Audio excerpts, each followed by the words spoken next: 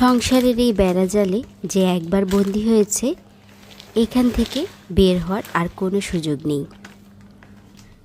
সংসারের দায়িত্বগুলো অবহেলা আপনি চাইলেও কিন্তু করতে পারবেন না। ঝড় বৃষ্টি অসুখ বিসুখ যাই হোক না কেন, সংসারের দায়িত্ব আপনাকে পালন করতেই হবে। আসসালামু আলাইকুম এভরিওয়ান। রূপালীর দিন রাত্রির পক্ষ থেকে আমি রূপা আপনাদের সবাইকে স্বাগতম জানাচ্ছি আমার নতুন আরেকটি ডেইলি লাইফ ব্লগ দেখার জন্য।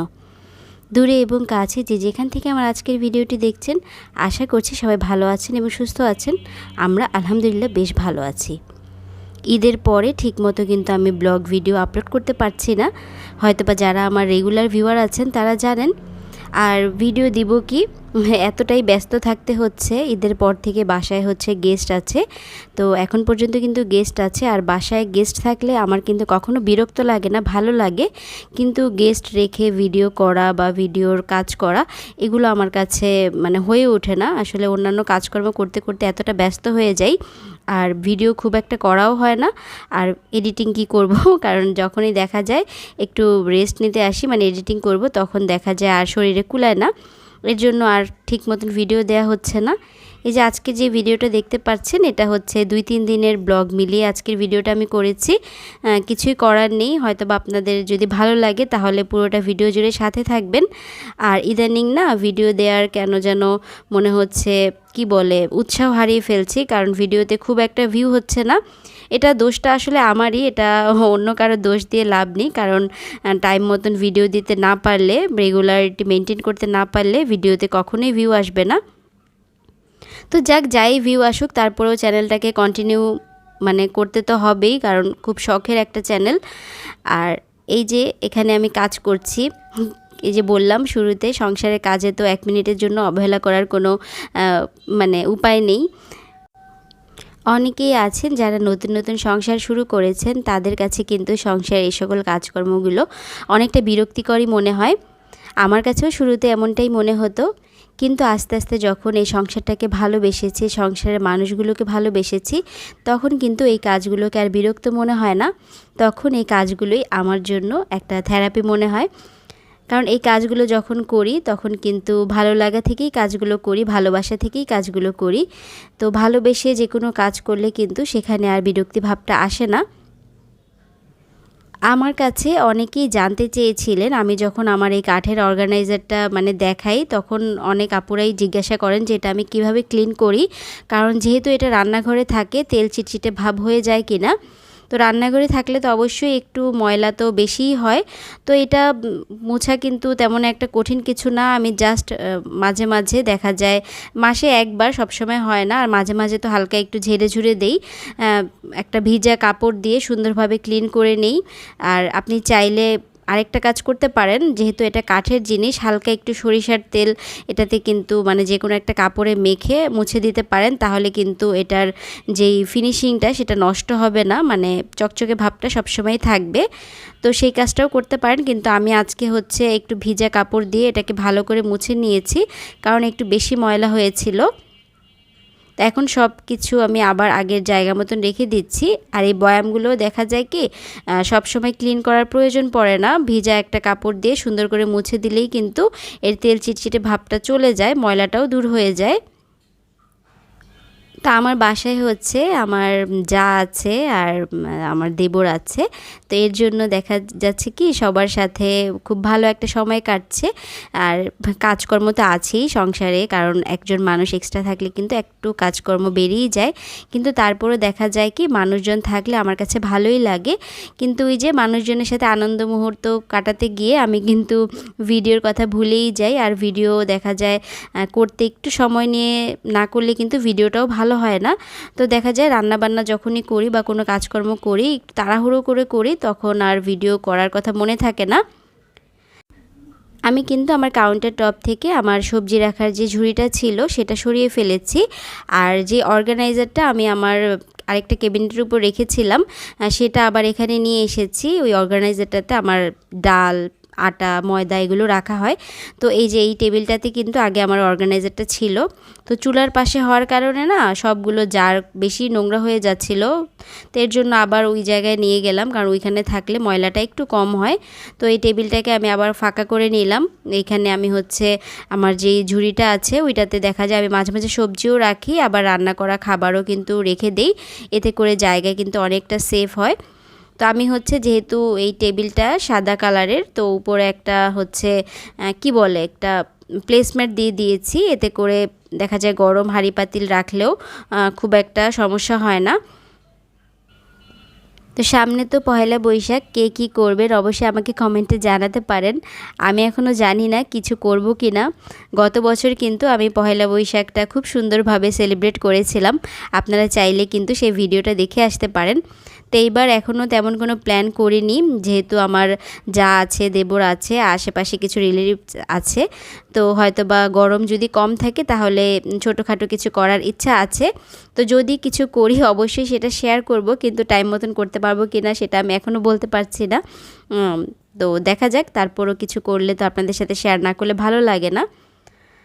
তো আমাকে না এই রানারগুলো আমি যখন দেখিয়েছিলাম তখন একজন আপু জিজ্ঞাসা করেছিলেন আমি এই রানারগুলো কোন পেজ থেকে কিনেছি।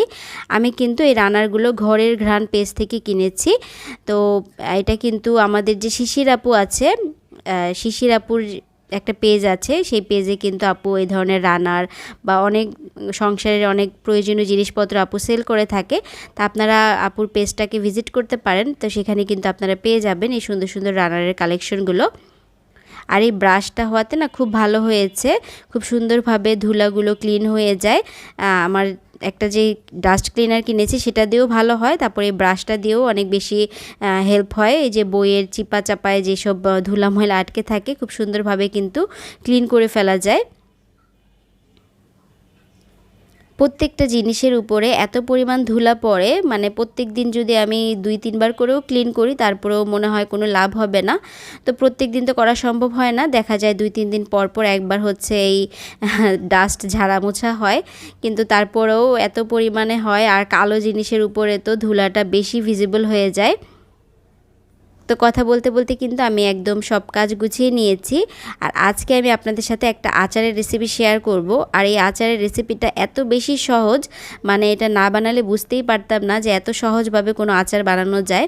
মাত্র 10-15 মিনিটের ভিতরেই এই আচারটা আমার রেডি হয়ে গিয়েছে।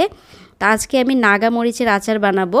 তো এখানে আমি হচ্ছে নাগা মরিচ বা বোম্বাই মরিচ নিয়েছি 8টার মতন, আর একটা আম নিয়েছি, আর বেশ কিছু রসুন নিয়েছি। এখন হচ্ছে আমি আমার চপারে এগুলোকে সব কিছুকে সুন্দরভাবে চপ করে নিব। আপনারা চাইলে এই কাজটা ব্লেন্ডার জারেও করতে পারেন, যে এই জারটাতে আমরা হচ্ছে শুকনো আইটেম করি, মানে গ্রাইন্ড করি, সেটাতেও কিন্তু এভাবে একটু গ্রাইন্ড করে নিতে পারবেন। আর যাদের ব্লেন্ডারও নেই তারা কিন্তু চাইলে পাটায় একটু থেতো করে নিতে পারেন। তো যেহেতু আমার চপার আছে, আমি চপারেই খুব সুন্দরভাবে এগুলোকে চপ করে নিব। আর এই আচারটা মানে এত বেশি ভালো হয়েছে, আর একটা আম দিয়ে কিন্তু বেশ অনেকগুলো আচার হয়েছে। আর নাগার ফ্লেভারটা কি বলবো। তো আমি না সবসময় ইভা আপুকে দেখি নাগামরিচের আচার বিভিন্ন আইটেমে দেয়, তো আমিও আগে ইউজ করতাম। তো বেশ অনেক দিন হয়েছে আমার খুব একটা কেনা হচ্ছে না, তো এবার চিন্তা করলাম নিজেই একটু বানিয়ে নিই, কিনে টাকা নষ্ট করার চাইতে। তো আমার কিন্তু মানে কম খরচে বেশ অনেকগুলো আচার হয়ে গিয়েছে। আর ফ্লেভারটা কি বলবো এত বেশি সুন্দর আসছিল। তো নাগামরিচ আরও বেশি দিলে আরও ভালো হতো, কিন্তু আমি অত বেশি ঝাল খেতে পারি না, এই কয়েকটাতেই যেই পরিমাণ ঝাল হয়েছে। তা আমি এখানে সরিষার তেল দিয়েছি, তারপরে দিয়ে দিলাম 5 ফোড়ন। এই আচারটা বানানো বললাম না খুবই সহজ, খুব একটা মশলা দরকার হয় না। তো এখন হচ্ছে যখন 5 ফোড়নটা হালকা একটু ভাজা হয়ে যাবে, সুন্দর একটা ফ্লেভার ছড়াবে, তখন কিন্তু আমি যে রসুনটাকে কুচি করে রেখেছিলাম সেই রসুনটা দিয়ে দিচ্ছি। তা আমি হচ্ছে নাগা মরিচের অনেকগুলো রেসিপি দেখেছি, তো কয়েকটা রেসিপি দেখে তারপরে হচ্ছে সেখান থেকে কিছু কিছু আইডিয়া নিয়ে তারপরে আমি আমার মতন করে আচারটা বানানোর চেষ্টা করেছি। রসুনটা হালকা যখন ভাজা হয়ে যাবে, আমি আচারের কালারের জন্য একটু হলুদ গুঁড়া দিয়েছি আর একটু মরিচের গুঁড়া দিয়েছি, জাস্ট কালারটার জন্য, কারণ মরিচে তো এমনিতেই ঝাল হবে, তো মরিচের গুঁড়া দিয়ে ঝালের আর প্রয়োজন নেই। এখন হচ্ছে আম আর মরিচটা যেটা আমি চপ করে রেখেছিলাম সেটা দিয়ে দিয়েছি। তা আমি হচ্ছে 2 বারে চপ করেছি, তো আরও কিছুটা আম বাকি আছে সেটাও দিয়ে দিব। আর এটা যখন আমি তেলের উপরে দিয়েছি পুরো বাসা মরিচের ঝাঁজে ভরে গিয়েছে, সবার মানে কাশি উঠে গিয়েছিল। আর নাগা মরিচের ঘ্রাণ কি বলবো, এত সুন্দর ফ্লেভার ছিল এই মরিচগুলিতে। আর এই আচারটাতে কিন্তু কোনো রকম পানি থাকা যাবে না, পানি থাকলে কিন্তু আচার নষ্ট হয়ে যাবে, ভালো থাকবে না। আপনারা চাইলে আম দিয়ে না করতে চাইলে এটা কিন্তু তেঁতুল দিয়েও অনেকে করে, কিন্তু যেহেতু এখন কাঁচা আমের সিজন, আম দিয়ে করলে আমার কাছে মনে হয়েছে বেশি ভালো হয়েছে। তো তারপরে আমি কিছুটা লবণ দিয়ে দিয়েছি, আর একটু স্বাদটা ব্যালেন্স করার জন্য এখানে অল্প পরিমাণে চিনিও অ্যাড করেছি। চিনিটা হচ্ছে কি টক জিনিসে যদি দেয়া হয় স্বাদটা খুব সুন্দর আসে। এখন নাড়তে নাড়তে দেখবেন খুব সুন্দরভাবে আমগুলো নরম হয়ে যাবে। আর নামানোর আগে হচ্ছে আমি একটু পাঁচফোড়নের গুঁড়া দিয়েছি, তো সেটা হচ্ছে আমি তেলে গুঁড়ো করে রেখেছিলাম। আর আমি পরে না এখানে একটু সরিষার তেল আরেকটু বাড়িয়ে দিয়েছিলাম, সরিষার তেলটা একটু কম হয়েছিল। দেখুন আচারটা কিন্তু রেডি হয়ে গিয়েছে, এখানে কিন্তু তেমন কিছুই দরকার হয়নি, অল্প কয়েকটা উপকরণ দিয়েই এই আচারটা রেডি হয়ে গেল। তা আমি হচ্ছে একটু পাঁচফোড়নের গুঁড়াটাও অ্যাড করেছি, ওটা ভিডিও ক্লিপ নেওয়া হয়নি। তো এখন হচ্ছে আমি আচারটাকে ঠান্ডা করে একটা বয়ামে ভরে নিব। এই যে দেখুন এটা কিন্তু একটা কি বলবো 500 ml এর একটা জার, পুরোটা জার কিন্তু হয়েছে একটা আম দিয়ে। তো মোটামুটি বেশ ভালো দিনই চলে যাবে।